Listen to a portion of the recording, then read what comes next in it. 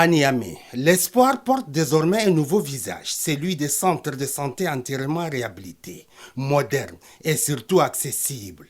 Fruit d'une solidarité nationale sans précédent, ces infrastructures marquent un tournant majeur dans la lutte contre la mortalité maternelle et périnatale. Dès les premières heures de la matinée du vendredi 5 décembre 2025, le ministre de la Santé et de l'Hygiène publique, le médecin-colonel-major Garba Hakimi, poursuit sa mission conjointe d'évaluation aux côtés du gouverneur de la région de Niamey, des partenaires techniques et financiers et de ses plus proches collaborateurs. C'est au CSI Talaye que la délégation entame sa tournée, puis direction Madina, Lazare, avant de rejoindre le CSI Lusugungu, théâtre de la cérémonie de réception officielle. Partout, une même image, des accueils chaleureux, des élèves mobilisés, des familles en fête, le chef de quartier en première ligne.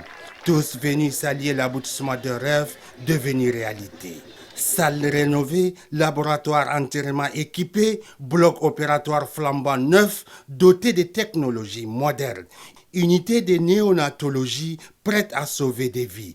À chaque étape, le ministre mesure l'ampleur du travail accompli.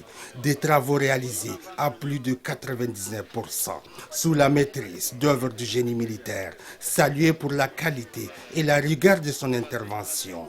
Ces infrastructures rapprochent désormais les soins des populations, évitant aux femmes enceintes de parcourir de longues distances pour accéder à une césarienne ou à des soins d'urgence.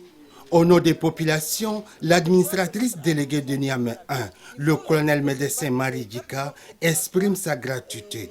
Elle salue une initiative rendue possible grâce au Téléthon national, mais aussi grâce à l'effort de chaque Nigérienne et Nigérien.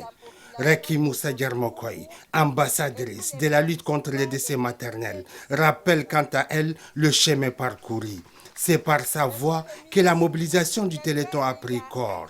Un engagement citoyen ayant permis d'élever 1,4 milliard de francs CFA, un record national dédié à la vie. Je profite de l'occasion pour les remercier du fond du cœur pour ces gestes hautement patriotiques qu'ils ont pu faire et qui nous ont permis aujourd'hui d'avoir toutes ces réalisations.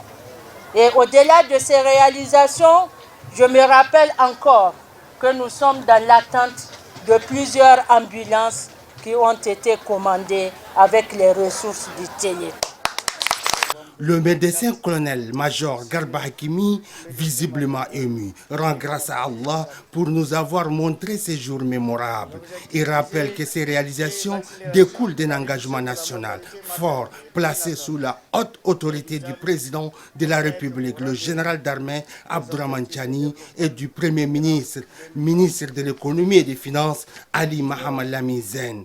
L'objectif visé est l'accélération de la réduction de la mortalité maternelle et périnatale évitable pour être au rendez-vous des objectifs de développement durable 2030.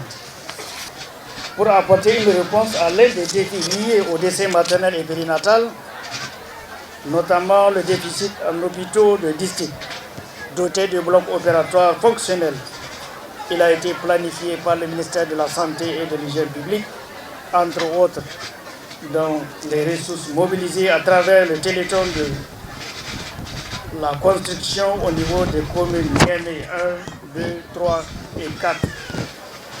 De 4 blocs opératoires, 4 laboratoires, 4 unités de néonatologie, ainsi que la réhabilitation des maternités dans les centres de santé intégrés de Losogungu, Medina, Talaye et Lazare.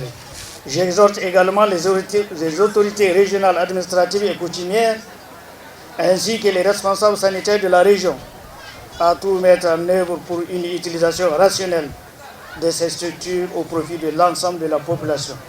En réceptionnant ces infrastructures, le Niger franchit une étape décisive dans son combat contre le décès maternel et néonatal.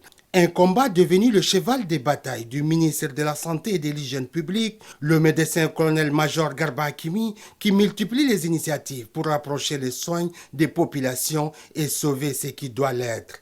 Grâce au Téléthon, grâce à la solidarité nationale, grâce surtout à la détermination des autorités de la refondation, des milliers de vies seront désormais protégées.